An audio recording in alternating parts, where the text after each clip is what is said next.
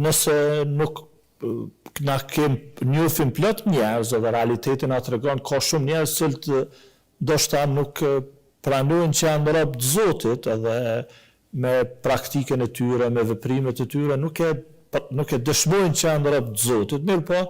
i gjejnë që ose është rob i egos të vet, ose i epshëm të veta, ose i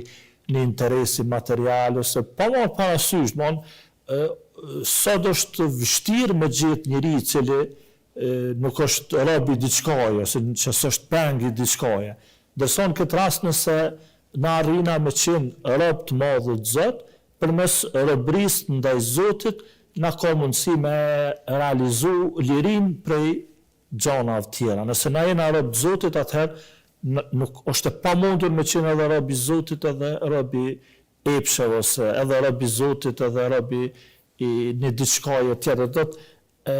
Njeriu e zbulon vetveten, njeriu e çliron vetveten, vetëm atëherë kur është rob me plot kuptimin e fjalës së robit të madh të Zot.